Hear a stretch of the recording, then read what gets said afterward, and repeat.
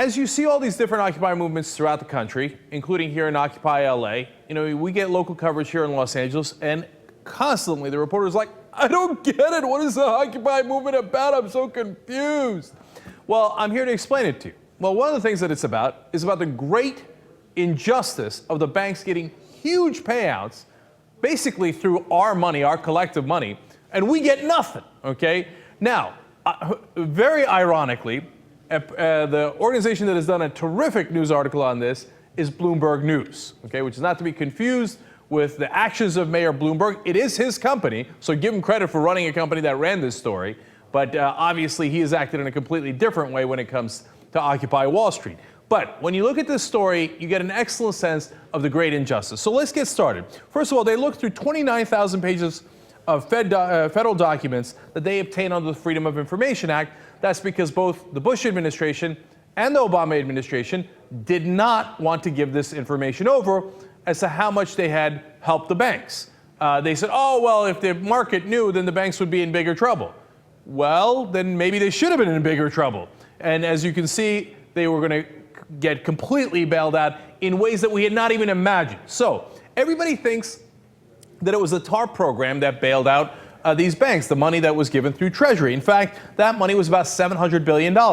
What a lot of people did not know is that the Fed guarantees and the lending that they gave to the banks was actually far larger. It was to the tune of $7.77 trillion. Now, that's a nice jackpot. So the stuff that everybody's been concentrating on, TARP, is actually nickels and dimes compared to the actual money given out through the Fed. Okay. Now, a lot of times the banks will say, hey, look, those are just loans. We just got loans and then we paid them back. But we're going to show you in a minute how those loans, in fact, wound up making them billions of dollars in free money. So first, to give you a sense of the size of how much the Fed money mattered, if you look at Bank of America, they got $45 billion in TARP money. But they got $91.4 billion from the Fed. Citigroup, $45 billion from TARP, but $99.5 billion from the Fed. So what you see there is in both cases, they actually got twice as much money from the Federal Reserve that they got from the Treasury. So they want you to look at the Treasury money. They don't want you to look at the Fed money because that's where the real action is.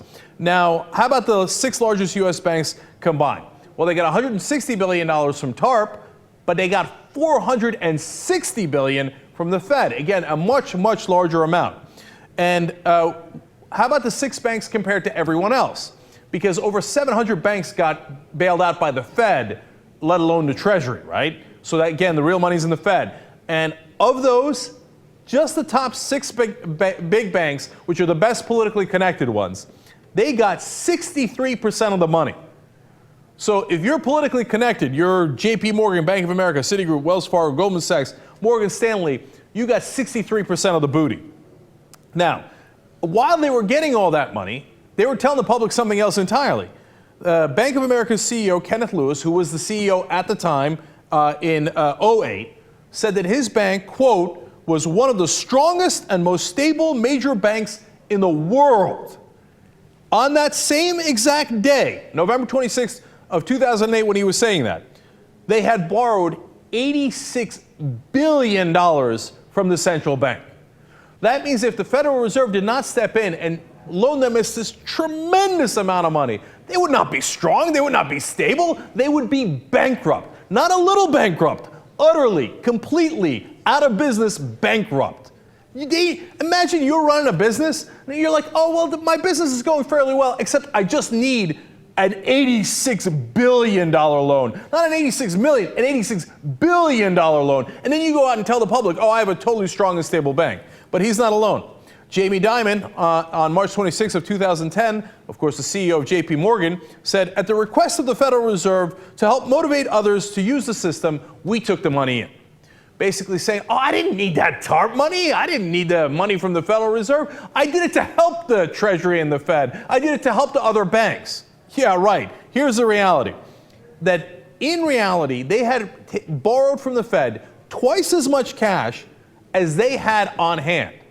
So they have a certain amount of money on hand, and they borrowed twice as much as that to make sure that they could survive. On top of that, at the time of their peak borrowing, they had $48 billion that they had taken in 2009 from the Federal Reserve. Again, that's a giant number.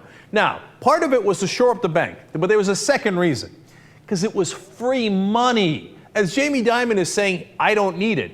Meanwhile, a year after the original handouts began, he says, give me twice as much as I got in reserves. Give me $48 billion. Why? Because he's going to make a killing off of it, as we're about to show you in just a little bit.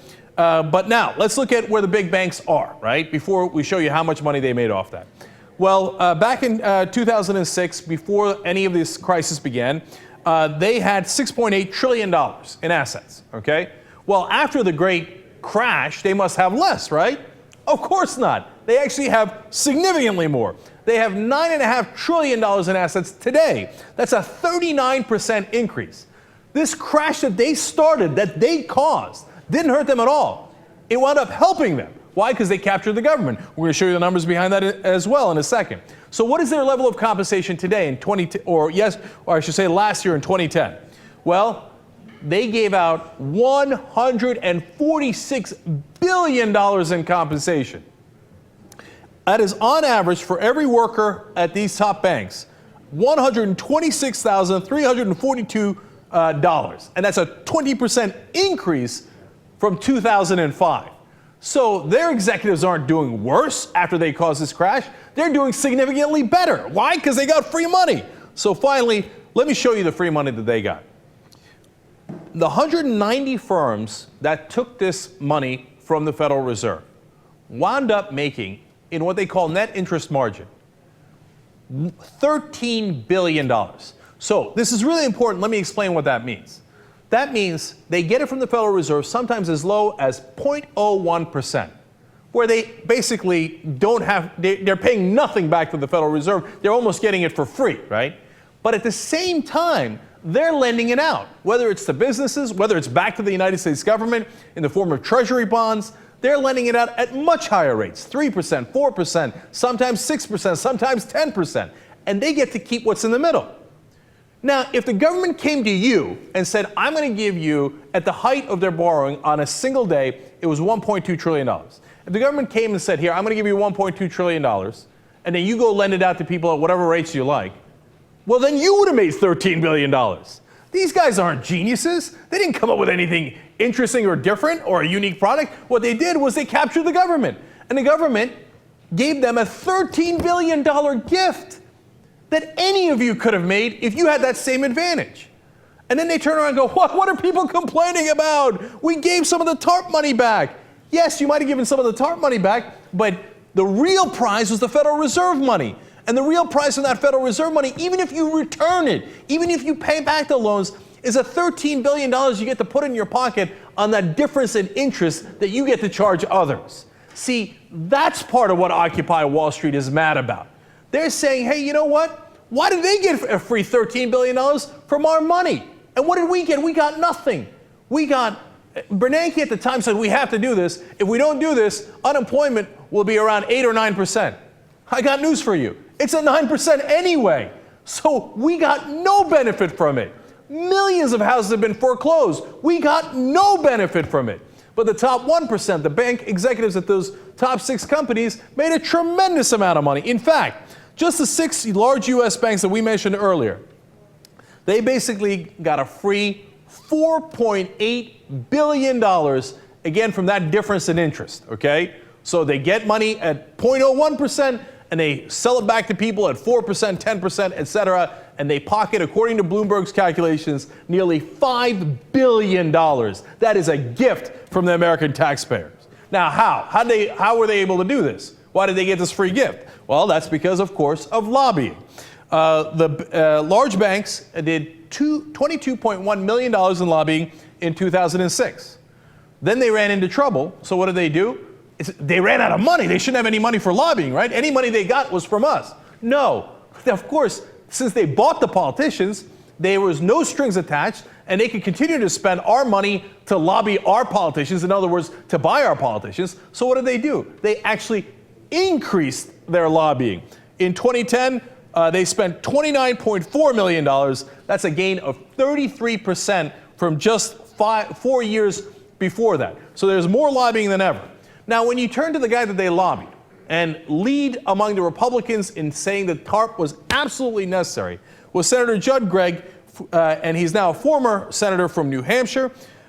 When they asked him about the Federal Reserve money that was given away, that was 10 times larger than the TARP money, he said, quote, "We didn't know the specifics." In other words, the implication. And every senator that Bloomberg News talked to said, "Oh, if we had only known, we would have done something totally different."